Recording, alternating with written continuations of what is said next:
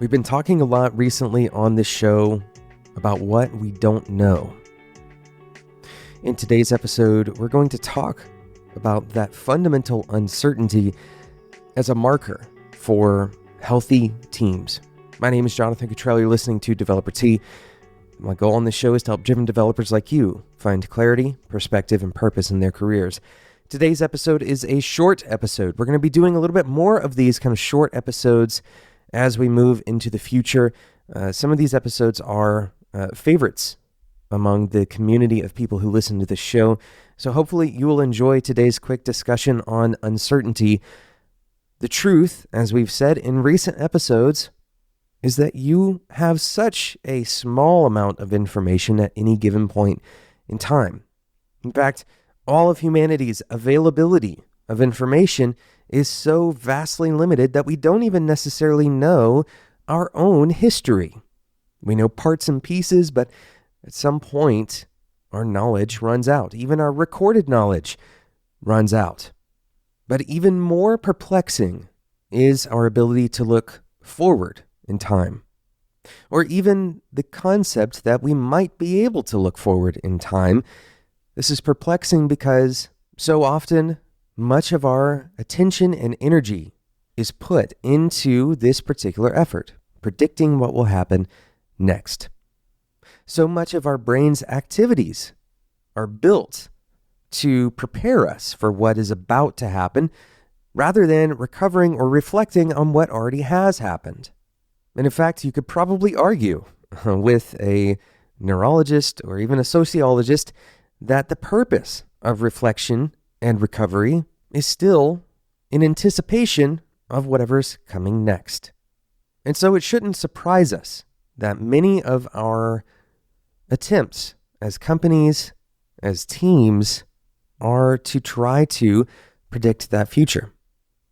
Or if we can't predict it, we try to control variables around that future. We offload the responsibility of predicting a future that we know very little about to other people who might know more about it.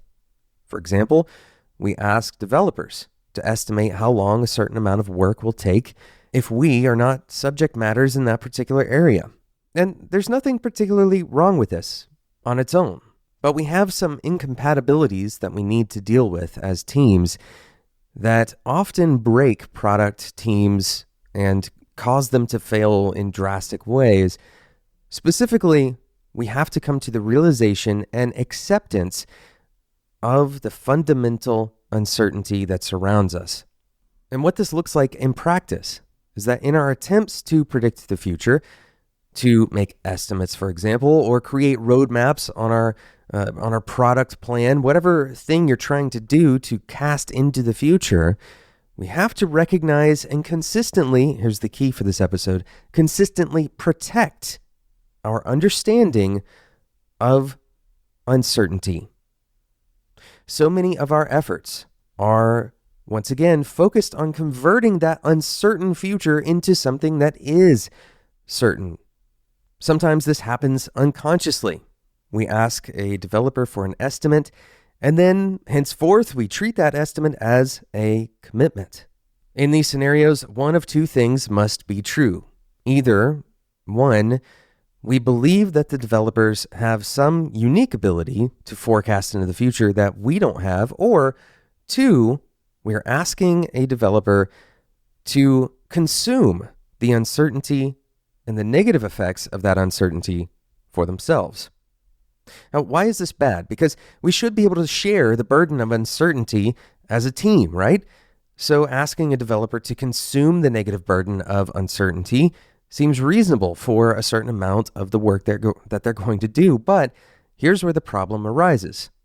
If we ask people to consume their own bits of uncertainty, then we're kind of accidentally incentivizing people to create more certain estimates. In other words, to inflate their estimates so that the uncertainty is reduced for them.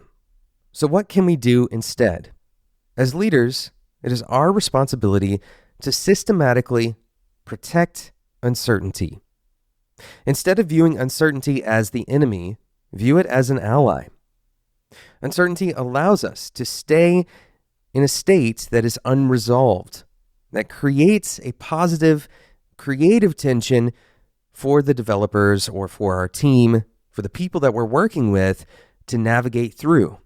Instead of shooting for making our commitments, we instead are focused on solving the problems. And that's my homework for you today, a simple thought experiment. Consider in the regular ceremonies and processes that your team has adopted, how can you respect and protect uncertainty? Thank you so much for listening to today's episode of Developer Tea.